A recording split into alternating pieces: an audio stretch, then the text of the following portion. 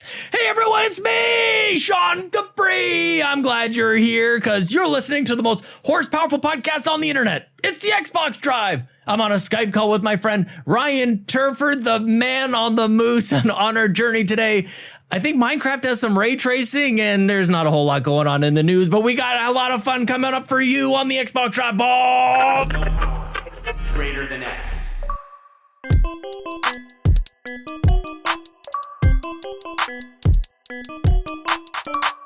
Hello, Sean Capri. Ryan Turford, I forgot you heard me pause for a little bit just before the man on the moose because what I wanted to call you was the weatherman on the moose. How are you doing today, my friend? I'm doing well. Well, look at me in front of this impressive, weather map that's going on behind me right now. You should do a weather map behind you with that green screen. You should absolutely have it. I was actually thinking about it when you were doing the intro, Sean, and now that you said it, I feel like I need to go do this. The weatherman on the moose. That would be absolutely incredible. Of course, if I actually do this, no one will actually notice that there was anything else behind me besides, the weather map. But, yeah. No, if this is going to be a thing and sometimes we identify stuff and we're just going to go into it hard. What I think we should do, in addition to people like sending in their questions for the carpool, is maybe just tell us where you live and Ryan will deliver the weather update for various cities and towns across the world, man. That'd be really fun. God, that's just so much research that I have to put into that every single week, Sean. I don't just keep adding it to your weather app. I think that'd be great, man. Anyways, it's you should probably clean the garage. Leave a comment below if you want it on the show. So, folks at home, if you want to support the show, there's a number of awesome ways to do that. Number one, you can subscribe to us on your podcast feed of choice. We're on Apple Podcasts, Google Play, Spotify. We're all the places you find podcasts, so check us out there. Don't just, listen to, hit that subscribe button. It helps the show grow. Also, if you're watching on YouTube, leave a comment, like Sean said, about, the weather. Also, like the video, subscribe to our channel. Ding, ding, ding. Ring that bell for some notifications as well. And then last but not least, if you want early access to this and all of our shows, head over to Patreon, patreon.com/YumiCapri. And of course, throw a little tip in the old tip jar, just like Nagachaka, our newest patron, did. So welcome to the Cool Kids Club. Nagachaka, thank you for the support. We really appreciate it. And then actually, I lied. One more thing, Sean, because it's about that time. Yumi Capri Day is officially happening. That's right. April 15th. 12 p.m. Eastern Standard Time on youtube.com/YumiCapri. Basically, we did this last year where we're going to have a whole day of announcements and live streams. And we got a lot of cool stuff to talk about, Sean, but also we're going to have live podcasts. We're going to play some games with the community. It's going to be a really fun day. So come hang out with us on April 15th at 12 p.m. Eastern Standard Time on YouTube. And we're going to have a good day. We're going to talk about things and stuff. Yeah. Thanks for reminding me. I totally forgot to bring that up on the Nintendo Drive yesterday. And turns out hosting is harder than it looks. Probably. You guys do a good job. I blame Justin Masson, though, because you were just, immersed by his good looks, Sean. That he really is. He's just like a fine wine, getting better and better, man. It was a good time. It was interesting because right before we recorded the Nintendo Drive, it's like there wasn't anything happening. We were about to talk about Pokemon t-shirt subscriptions that Amazon was launching. And then all of a sudden, Zelda gets delayed. So we had plenty to talk about there, which was funny. But yeah, I did get a little what am I supposed to do next? I don't know, man. I let Ryan and Kato drive the ship here, and probably for good reason. Probably for good reason. Could be anything. I'm too distracted. Let's grab our 8-tracks, pop them in. It is time for the playlist. And Sean, you're shaking your head. You didn't play Kirby. anything? Not on Xbox. I'm playing Kirby right now. Yeah. Kirby in the Forgotten Land. I'm kind of over there right now. I want to, I was talking about last week about either Shredders or Tunic, and it's like, I think I'm just going to skip on past Shredders, which sucks because it's just a matter of time. I don't want to look at the reviews and go well, I guess I'm just skipping that, but I guess that is kind of what I'm doing. I would like to try it on my own, but I feel like, did you play that and did you tell me that it wasn't very good? I feel like maybe I've heard that from I haven't had a chance to play it yet because I'm in the same boat as you where I just didn't get to play anything because the move. You're moving. In fact, I just moved into my new place yesterday, so that's kind of why the background's kind of the way it is right now, and it'll get spruced up over the next couple of weeks. But today, anyways, we're going with the generic weather background, I guess. But otherwise, that's kind of what I've been doing. I haven't really been playing anything because I've been getting ready to move. But I'm excited to get some games this weekend, John, and then should be able to talk about some stuff on the show next week. I actually have to give a shout out to a member of our community, Trucker Sloth, the man, the myth, the legend, because I had mentioned on the show last week that I actually hadn't had Game Pass for a while. Oh, yeah. And he ended up actually sending me a housewarming gift, which was a code for a month of Game Pass. Son of a gun. That's I know, very nice. What a sweetheart. Holy cow. Exactly. I totally appreciated that. So huge thank you again to Trucker Sloth for being awesome. Yeah. And now you can't let it go to waste. I will totally be playing some Game Pass games. I've been waiting to redeem it until basically I get settled in. So that should be by the time the weekend rolls around. So I'm excited to play some games. I do want to play Shredders. That's on my list to check out this weekend as maybe Tunic, but probably not. Cause I mean, that was a game that I wasn't wowed by the demo. Yeah. So I don't know if I'm going to really jump into it, but Shredders for sure, and then some other stuff that have been kind of on the back burner because my backlog's getting real long, Sean. What about maybe we'll talk about that a little bit later. But what about Halo? Where are you at with the TV show? Like, are you just because of the move? I haven't watched it yet. I know you haven't, but like, is it because of the move? Like, do you not have interest in it? Like, is that something that's on deck for you? Because like, I want to get to it. I just haven't had like a solid hour to carve out for like the first episode yet. So but I do want to watch it. So maybe even this weekend. It's also kind of annoying too. And I mentioned this when we were playing some games over the weekend, Sean, because we were playing some Mario Kart. That's right. And that is in Canada, we don't have a Paramount Plus app on anything besides tablets or phones or, certain, media streaming devices on your TV, which I just don't have at this point. And I don't know if I really want to watch it on my shipping tablet. You a Chromecast right now. No, please don't do that. But I'm hoping one day, the Xbox app, because there is a Paramount Plus app for Xbox, but it's only available in the States. It's not available in Canada for some reason. That's wild. Yeah. I know. I don't get it. So I hope they turn that on at some point. Otherwise I'm going to be watching this on my tablet and having a good time that way. I just wish it was on something else like that. My hang up isn't even just like the sitting down to watch it. It's I have to set up Paramount Plus. I don't have it yet. And of course, I wonder where the deal even comes in on that. Like who's benefiting from who? Is Paramount Plus paying to have Halo on there? I guess they would. I guess that's probably how that would work. They were the highest bidder. Because now I have to go set up a Paramount Plus account. That's obviously a benefit to them. I wasn't ever gonna do that. And I gotta figure that out. And I'll watch a couple episodes at the same time. Well, the nice thing is too, is that with Game Pass in particular, you also do get a 30-day trial of Paramount Plus as well. Which what you could do basically is take the code from that and then wait till all the episodes are up. That might be smarter. Because they're coming out a week at a time and then throw in your 30 days and then just kind of binge watch them over those 30 days. Essentially. Do we know how many episodes are in this season? Like, I can't remember. No idea. I don't think they've said so. Yeah. Or if I want to watch it, but I don't want to I don't know that I would want to have another subscription, like get that 30 days, watch 4 episodes or something, and then have to, I don't have to pay like for a full subscription for one show. Cause I'm not even like that much into TV anyways, but maybe you're that much into Halo though, Sean. Yeah. Maybe I'll discover I don't know. Like, what is Paramount even? Is Mission Impossible Paramount? Maybe I'll just watch all the Mission Impossible All the Mission Impossible movies are on there. Yeah. Look at us. Look at Xbox, TV, movies, sports, TV, Connect. You are the controller. Dream has officially been realized, John. It's official. Yeah, we're there. Didn't even realize it. But anyways, let's slam the brakes on this conversation. It's time for some breaking news. And you kind of alluded to it in the intro, Sean.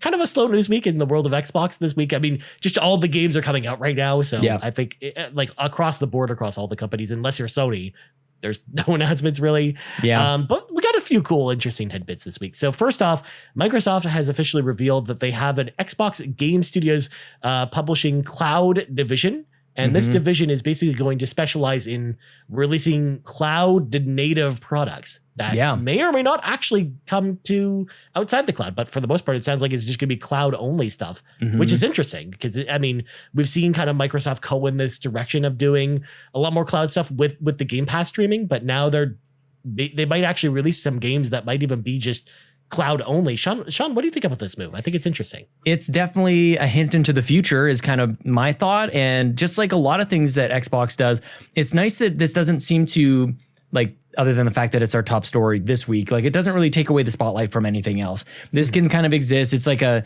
public facing thing that we know about, like a research and development kind of deal here. But it, as I mentioned, it kind of hints to the future in that, like, what if there is a day where we don't have to buy these big expensive boxes? So maybe there's a benefit to the gamer if there's actually a cloud experience that is instantaneous, that feels as if you have the box right then and there in your room. But they got to get there eventually. So this is kind of those first steps towards that future. You don't just go, we should launch a streaming only thing and hope that goes well, Google Stadia. Like I feel like they just take a much more, or this is their organic growth. So they're going to invest in this. I just think, I don't know if they've really outlined in this announcement what the benefits are of this. Like what would the benefit, because unfortunately, when people think about cloud gaming and streaming, they just think like latency and they think it's not as good and there's nothing but the negativity. But eventually the narrative is going to have to change on cloud gaming, that there is a benefit, that it's as good or better than what we're used to right now. And what exactly is that going to mean?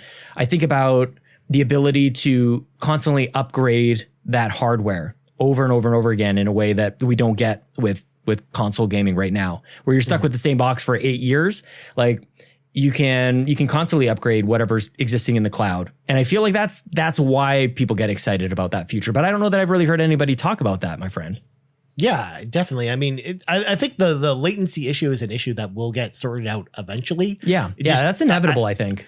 Yeah, like I think maybe 10 to 15 years from now, we're gonna look back on this age of when latency was cloud there with cloud gaming and just laugh at it, because I think everything will be kind of solidified probably at that point, where I hope we won't feel bad about playing fighting games on Google Stadia and then like missing all of our inputs, because that's the problem with playing fighting games on cloud services. But what excites me about this announcement, again, they haven't, to your point, they haven't delved too much into how far they're going to go into this or some of the benefits of it. One of the things that I thought about is the idea of like maybe leverage them with some of these cloud only experiences, maybe leveraging some of the power of the cloud to do stuff that they talked about, like with Crackdown 3, for example, when they talked about the idea of harnessing, the computing power of a bunch of networked computers together to basically, process a whole bunch of different like physics engines and stuff like that, like that normally wouldn't be able to exist in games outside of a cloud only environment.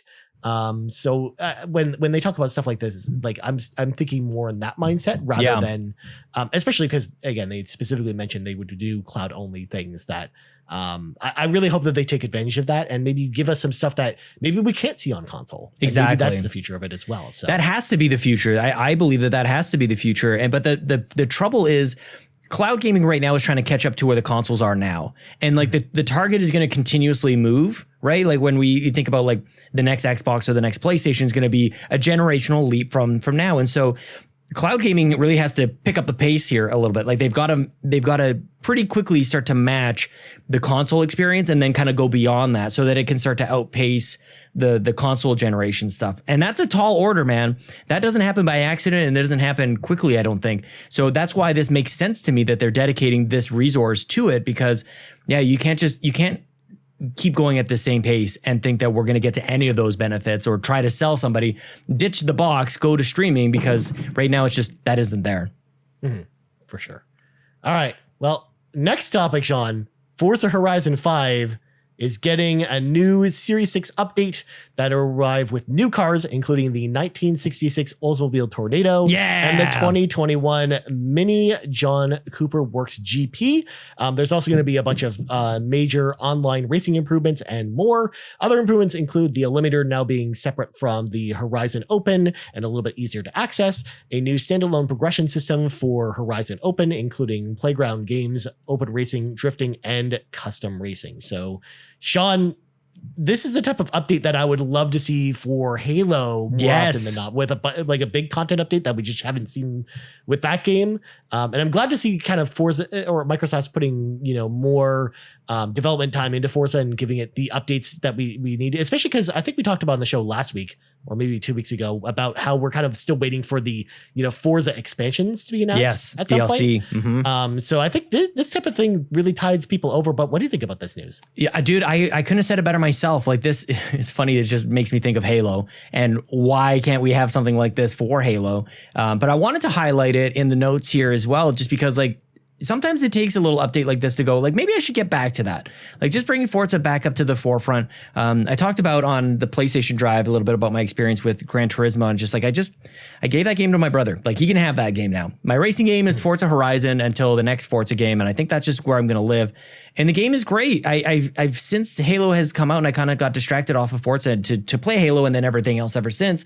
It's like, that game deserves more of my time.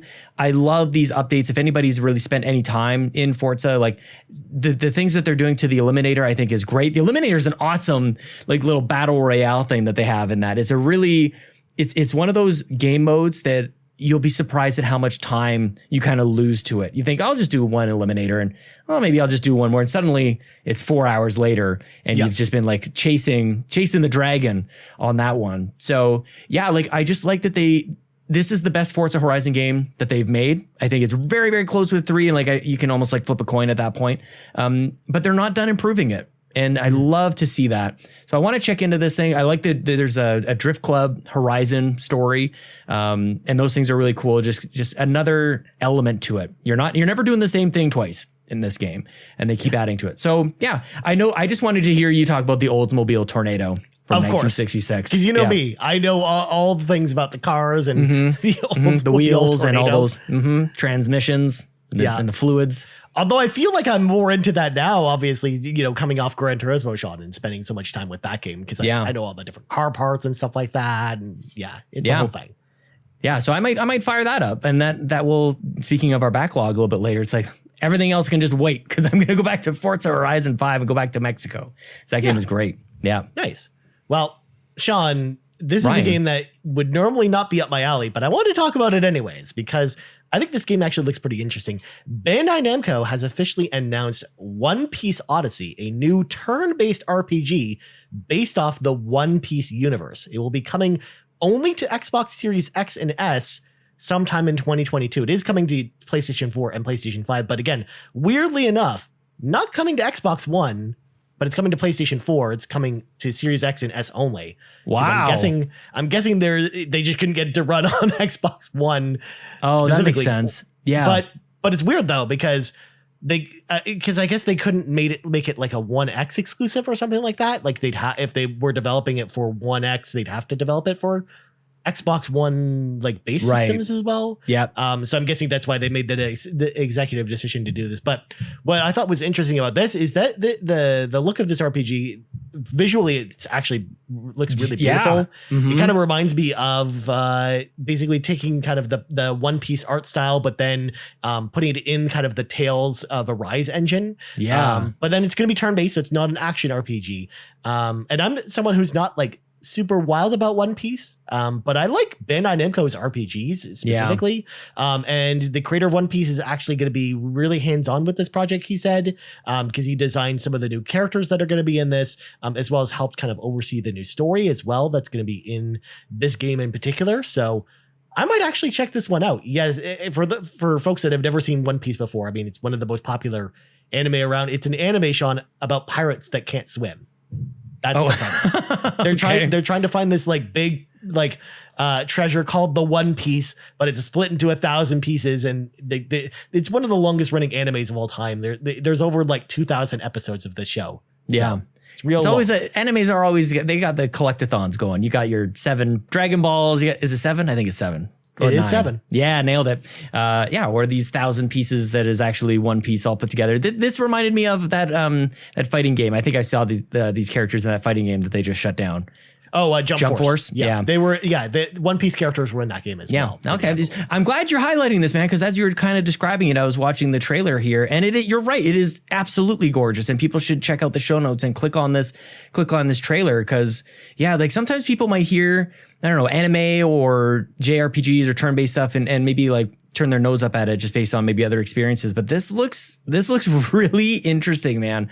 And I'm not into One Piece really at all. So it wasn't really registering until I just watched this and went like, I gotta check this out, man. Looks awesome. Plus it's going to be a standalone story, they said too. So, I mean, like you probably don't need to have watched the show before to probably get into it too. Yeah. So yeah, I might actually check this one out. Especially too, I also wanted to highlight this as well because this is just another example of Bandai Namco supporting Xbox in a big way. Like this kind of been the theme this generation between Scarlet Nexus and Tales of Arise, and now this. Like I think like they're kind of all in on getting their games on Xbox, and I think that's awesome to see. They're just cranking them out. We just don't see this same level of support from a lot of other Japanese companies. Yeah. So, we'll take it, man. That's awesome. Love to see it. Anytime Bandai Namco announces anything for Xbox, you better believe I'm going to be talking about it on this show. I'm glad you do. Who needs Zelda? We're going to have One Piece. Is I'm sure what everybody is saying. At least this one is actually coming out this year. This one actually might be a good grab for fantasy, for a fantasy draft as well, Sean. Wink, wink. Yeah. I think you, don't tell him. I got to do it before. It's fine. Mr. Badbit doesn't listen to this show anyways. That's true. We'll find out. We're going to find out, I guess. But going into on fantasy the other side right of the now. scale, Sean, we got to talk about Godfall Ultimate Edition. We do? Coming to Xbox One and Series X and S on April 7th. Okay, you do that. I'm going to drop Zelda from our fantasy. Yeah. I mean, we had to do it anyways. We could just, throw One Piece in there in that spot. That's what I'm going to make a bid right now. So Godfall Ultimate Edition was, of course, the PlayStation 5 launch title. It's an action RPG from Gearbox and was not reviewed very well. And the main reason I wanted to bring it up here and highlight this was because if I didn't, Matt Sawinski would be kind of cross with me because we have a joke going over on the PlayStation Drive where it's like, out of all of our PlayStation 5, games, it's like the one that we kind of reference as like one of the worst games on the console to play. Yeah. But it's certainly something. It's a game that exists and it's coming to Xbox. I'm also amazed though that this isn't coming to Game Pass day and date because this is supposed to be a live service game.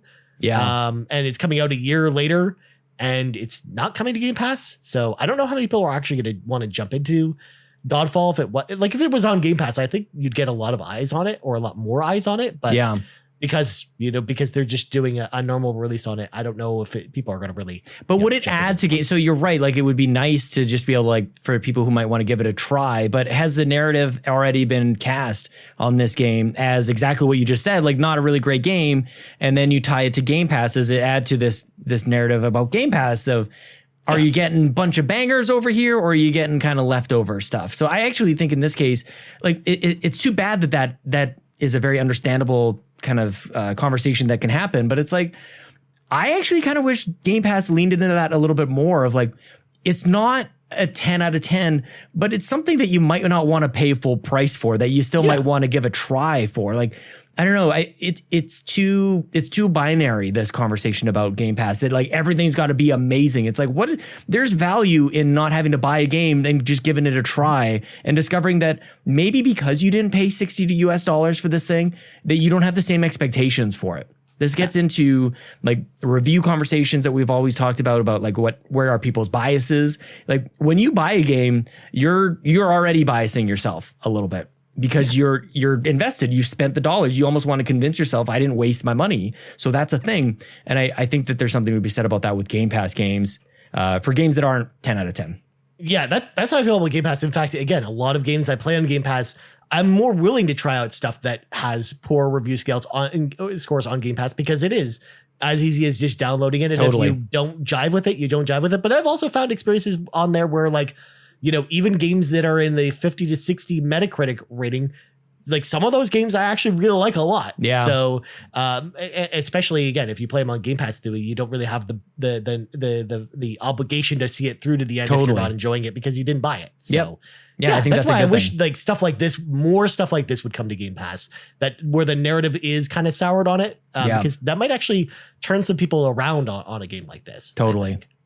Okay, so how many months until it comes to Game Pass, Ryan? If not day one. That's what I say. 6 months? It'll be there in 6 months. Yeah, I think that's a good guess.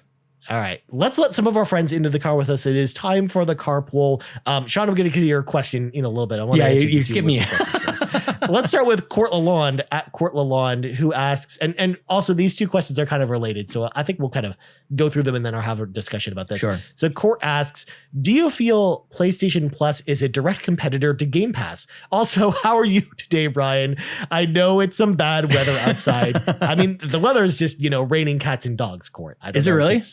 Yeah, it is actually raining here in Toronto. But it's supposed to let up at around, around 3 o'clock. So. Oh, good. It washes away the winter nastiness. You need a little rain. Yeah. Yep. But as you can see, Sean, there's a cold front coming in this way. But we've got like a nice warm front coming from the south. Yeah. So hopefully it won't create any tornadoes, but yeah, no, yeah, exactly. I think that's how that works. I'm doing okay, Cord. Again, a little tired from the move. You can probably sense it from, me being a little less energetic today. But speaking of this question, we should also bring in Trucker Sloth via the Discord, who asks, with PlayStation announcing their new service, do you think it's a mistake for them not to have day one releases with their top titles? Do you think that at a later date, they'll start doing this the same as Xbox and having day and date releases? So all in all, Sean, both these questions together, what do we think about PlayStation's new PlayStation Plus Game Pass competitor service? First of all, is it even a Game Pass competitor? What do you think? Yeah, I mean, they kind of occupy similar spaces, and I think people overuse terms like, is it a competitor, in that I think what people generally mean is, does it trounce Game Pass? Like, I think in the truest sense of the term competitor, yes, of course it is. It's a subscription-based service that you can get access to games, and it is competing for a similar spot of your wallet, if that makes sense. Are they one-to-one, apple-to-apple comparable? Like, obviously not. The day and date stuff is a huge difference. But the libraries are also different. Like, there's always going to be nuances and things to this that separate and make the offerings unique. That's what business is all about. That's what consumerism is all about, is going like, ours is different. And you don't want to have an exact carbon copy of something else, because there's different strengths to be leveraged over there. And for PlayStation, the strength is their position in the marketplace. They are just crushing with sales, the number of people who play PlayStation all the time. And so they're leveraging that. And also their back catalog, their backwards compatibility library, is something that they're leveraging as well. They don't have to do day and date. So I don't think it's a mistake for them. I think they're going to generate a huge amount of revenue from this, and they don't have to throw the entire kitchen sink at it. I don't blame them for that at all. What I'm going to be curious to see, though, is what the uptick on this is. Mr. Babbitt from the Trophy Room podcast, him and I recorded an exclusive episode of the Console War Room that is available to $3 plus patrons over at patreon.com/YumiCapri. And we talked about this a little bit over there. It's just, they did exactly the bare minimum that they need to do. And I'm not going to lie to you, Ryan, I'm probably buying the most expensive package. Yep. I'm probably all in at $120 US, whatever it is, $150 for the year. Like, because what I expressed to Joe, and I'll say it here as well, is that I'm already in for $60 a year with PlayStation. Like, they've already got me with PlayStation Plus. And I like that they've kept the PlayStation Plus name and moniker, and that this is just an evolution of that. I didn't want another like PS Plus and then PS Now and then PS something else. Like, no, I actually think that PlayStation Plus has a lot of cachet that they've built up over the years. The free games you get have continuously been great and continuously trounce what you get with games with gold.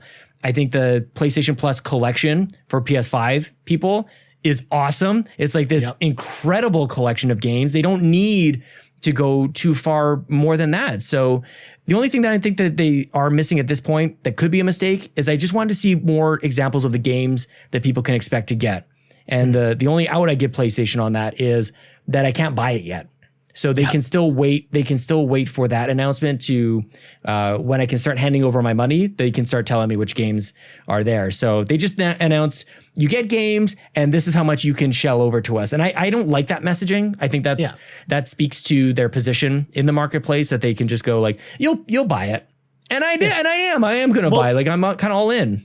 Just to throw it out there, Sean, they did mention in the press release that a couple PlayStation 5 games they'll be like which Returnal. Are good games. Returnal, totally. The Spider-Man Miles Morales is going to be there too. Some other ones. So yeah, good games are going to be in there for sure. And I just mean on the backwards compatibility stuff. And also, where is Vita?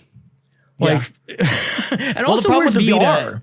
The problem with Vita is like half those games require a touchscreen. So they can't really do them on I mean, that's why, like, because I'm someone who actually owns the Vita TV, Sean, which is the like the TV version of the PlayStation Vita that doesn't support any touchscreen games. So you're losing like half the library on it. It's still a great device. Yeah, I guess so. Yeah, you couldn't even do like Uncharted. Yeah, no, you can't even get through those parts because they didn't patch it. So that's the problem with Vita stuff, and that's why I don't anticipate they do Vita, which is too bad because the Vita's got a great library. Yeah. But PSP games, I think, are going to look great. And then PS1 and PS2 are going to be awesome as well. So I'm with you. I'm actually I'm 99% confident I'll probably also get the highest tier. Yep. And just subscribe for the year because I'm gonna want the play. I know whatever games they put on there from PlayStation 1, PlayStation 2, and PSP, I know I'm gonna want to play. So, totally, because I'm totally that person. Like I'm the target demographic they're going with this. Yep. With this, but yeah, to Trucker Sloth's comment, I think that I don't know if it's a direct competitor per se, but it is, to your point, Sean, definitely vying for that same space for your dollar. Essentially, it's the difference between something like Amazon Prime and Netflix, where that both are subscription services that are offering you games in the same way that both Amazon Prime and Netflix are offering you movies. They just have different libraries. Yeah, essentially. Yeah, that's how I look at it. Well said, for sure. Yeah, and even though they said no first party games are going to be day and date, I wouldn't be surprised, Sean, if they work out deals with third parties to have some third party stuff come day and date. We already saw the experimentation with that with Shadow Warrior 3 coming to PlayStation Plus day one. So was it Plus or Now? Oh yeah, PlayStation Now. Sorry, you're right. Well, that's going away anyway, so I guess it doesn't really matter. I mean, it's all going to be PlayStation Plus now anyway, so it all makes sense. Well, and one of the reasons I'm so quick to say I'm going to jump in on this is because I was already in on EA Origin, like what is now EA Play. Like I feel like this is a lot like that, where you have like a vault that after a certain period of time, great games are going to come to be available to you through this new PlayStation Plus membership. And I don't do a PlayStation show, so I don't have to play everything brand new. I can just go like whatever's new to quote unquote to the vault with PlayStation Plus, and I can be totally fine there. Like eventually, I'm sure Ghost of Tsushima will be added to that, and that'll be great. That'll be perfect timing for me. So not everybody needs to play everything day and date, and I think that part is being missed in this whole conversation. We do get caught up in Xbox land. I do want to play day and date stuff, like because I want to play the things that are brand new. But PlayStation is my primary console, actually. So. Whatever you can pull out of that is kind of interesting. Like, is this a product that speaks to people who are the hardcore PlayStation gamers? I wonder, like, because I do think that it is the most hardcore people who will end up buying this, but does it service them in the way that as good a way as the hardcore being served in Xbox? And I don't think anything in that case, not necessarily. Yeah. I'm in agreement with you for sure. Because again, the biggest appeal for the hardcore, it would be the day and date first party releases. Which again, we just don't get that often on Xbox anyways, but it's still the most appealing feature of that service. But that back compat is damn near close though, man, especially if you've been in with PlayStation for a long time and you have an appreciation for that library. Yeah, you don't get the day and date stuff, but that back compat, that backwards library, the old library is pretty good. Yeah. Like, and especially if they clean up some of the games a little bit, in particular, like the PS1 and PS2 games, it'll be interesting to see how they bring those over. Cause like the PS2 games on PlayStation 4 they're kind of blurry. They're not like the best kind of conversions of those games. Yeah. And I'm interested to see what they do with PS1, especially because the PS1 and conversion on PlayStation 3 is actually really good. So I'm curious to see if it's going to be similar or if they're going to do something different with it, but I guess we'll see. But that's all the PlayStation stuff. Well, Matt and I will probably talk about it more. We have a PlayStation show. Yeah. But Sean, before we go, you wanted to talk about backlogs, right? Yeah. Do we have time to talk a little bit about backlogs? Yeah, there wasn't 5-10 minutes. Wasn't a whole lot going on this week, so I just thought, like, I wrote in a question, right, Turford? I wondered if we should talk about backlogs, and there's been a lot of games that have been coming out over the last few months, and I just wondered, like, what your take is on it. I feel like you and I come at this a little bit differently. Number one, I think you're able to get through more games, so I don't know that your backlog really ever piles up in the way that mine does. And eventually I kind of have to do the regretful thing where I just go, they're gone. I'm never getting back to it. Kane and Lynch is my example of this game that I still have it in the packaging, the 360 game. I wanted to get to that game and I still have not gotten to it, man. But for whatever reason, it's still in my mind. And yeah, over the last couple of months, a lot of games have come out. I was playing a lot of Horizon. I am now playing Kirby as well. So I'm looking back to things that I missed and went like, do I just move on from them or should I go back to it? What's your take on where you're at with your backlog? So, first of all, I'm not the type of person that usually ends up with much of a backlog because I usually I usually just play what I want. And I mean, there's still lots of games out there that I'm like, yeah, I really do want to play this at some point. Yeah. But I never really added to an official backlog or anything like that or do that type of thing. But now that the last couple months I've been, super busy with, preparing for the move and a whole bunch of stuff at work has been going on. And now that I'm finally kind of coming out of that, I've actually built up quite a big backlog where a lot of games that came out in March, I literally haven't touched. Again, the 3 games, for example, that came out on the 25th, Ghostwire Tokyo, Tiny Tina, and Kirby. I haven't played any of those games. Seriously. Dude, you just named 3 games that came out on one day, man. Yeah. Exactly. Let alone all the smaller Game Pass stuff. Yeah. Let alone some games in February. I mean, Sean, I still haven't really played Horizon yet. So it's just like, there's so much stuff that I'm just using that as a big example, right? So yeah, there's a lot of games out there that this year in particular that I just haven't gotten to. But I think I'm going to be making up for lost time over the next, month or two. Although I know we're going to be kind of busy over the next week or two, kind of getting ready for Yumi Capri Day. Oh yeah. So there's that. But when we're beyond that, I'm pretty sure I have lots of time for games. So I should be able to get through a lot of my backlog stuff. Plus, we're easing into a nice dip in games where like we do have some big games in April coming out. I'm very excited to. Well, for me personally, we got the Chrono Cross remaster, which I'm excited to replay. Sure. We've got the Lego Star Wars. Sentinels.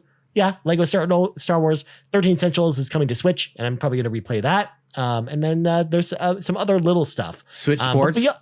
But Switch Sports. But then in May, it's also a really quiet month. So I think 2 quiet months is really going to help me kind of catch up on a lot of these. Good point.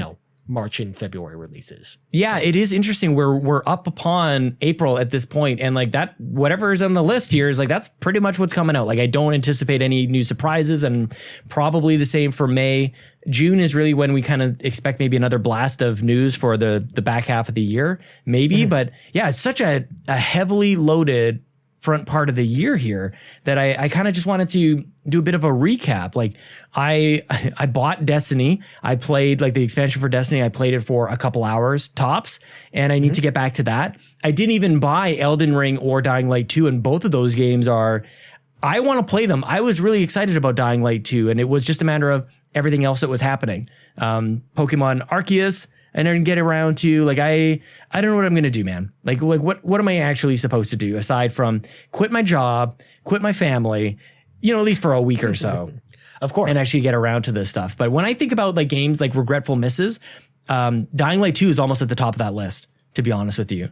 I know that it didn't like really review insanely well, but I was excited about it. And I worry that if I wait much longer that I will totally miss it, Yeah. I mean, the thing is with that game in particular, from what I heard, there was a lot of performance issues, especially on console, though, that were being ironed out. So in a way, it's probably better that you didn't play it when it came out. Most of the time, that's the case. Waited. Yeah.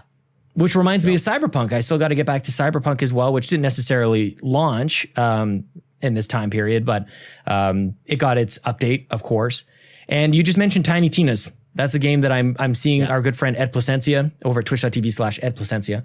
He's loving that game. It looks like it's just the spirit of Borderlands and the weapons and everything. The style of it is all there. And I want to get in on that, man. There's too many, but you've actually made me feel better. I have to thank you. You've made me feel better about this whole situation because you're right. April and May, nothing too crazy. I do want to dive into Lego Star Wars. That's probably my big get over the next 2 months overall. Yeah, I wouldn't worry about it. And the other thing too is that I'll always say, and this is always my MO when it comes to games and my play style is just I like to play what I want, and I just encourage you to kind of do the same. Where it's like I want to play everything though. Can't you tell? You don't. I'm just saying you don't have to play everything all the time because actually the reason I'm able to plow through games pretty quickly, Sean, is that I usually focus on games with like a laser scope. Essentially. That's true. I'm only playing that one game until it's finished, and I'm not playing anything else. Like I find that really helps me finish games a lot quicker that way rather than bouncing between them, because then I'm not forgetting little things or I'm more consistent with the gameplay controls and stuff like that. But anyways, Sean, we got to get going. Before we go, Sean plugs go. That's the end. Well, I had fun chatting with you, man. I'm glad your move is going well. People can find me on Twitter and on Twitch at Sean Capri, Sean like Connery, Capri like the pants. And if you like the show even just a little bit, you can be cool like Nagachaka and go to patreon.com/Yumi Capri.